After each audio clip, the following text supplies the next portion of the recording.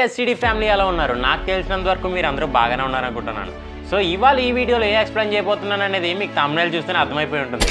మనం ఈ వీడియోలో వచ్చేసరికి ఐరన్ మ్యాన్ క్యారెక్టర్కి అంత హైప్ రావడానికి గల కారణాలు తెలుసుకుందాం. అలాగే ఎంసీయూలో టోనీ స్టార్క్ యొక్క జర్నీ గురించి కూడా మనం తెలుసుకుందాం.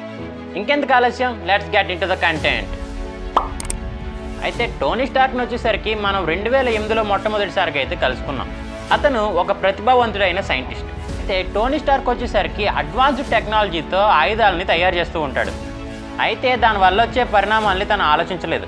అయితే టెనరిక్స్ గ్యాంగ్ వచ్చేసరికి మన టోనీ స్టార్క్ని కిడ్నాప్ చేస్తారు. అయితే మొదటి ఐరన్ మ్యాన్ సూట్ను తయారు చేసినప్పుడు అతని జీవితం మార్గం మారిపోయింది.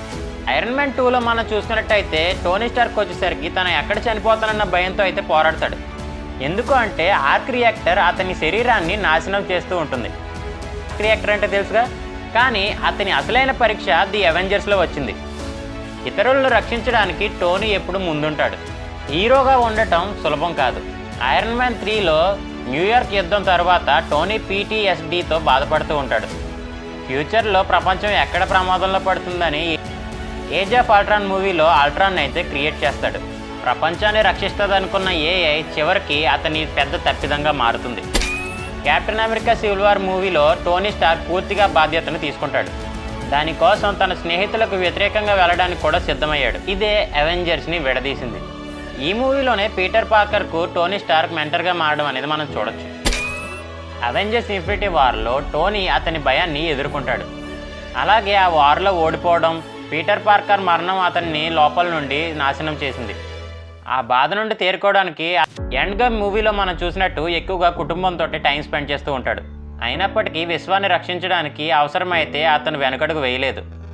చివరి క్షణాల్లో టోనీ స్టార్క్ MCU హృదయం అని నిరూపించాడు. తన ప్రాణాలను అర్పించి అందరినీ రక్షించాడు. టోనీ స్టార్క్ ప్రయాణం విముక్తి, బాధ్యత మరియు ఆ త్యాగం యొక్క గాథ.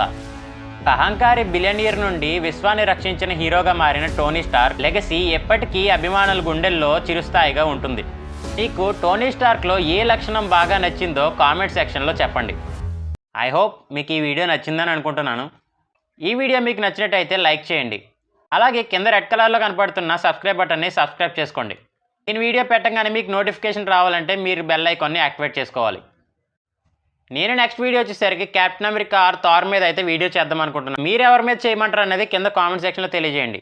ఎప్పటిలాగే మీరు మన ఛానల్ని సపోర్ట్ చేస్తారనుకుంటున్నాను. అలాగే మరో వీడియోలో మళ్ళీ కలుద్దాం. Love you all.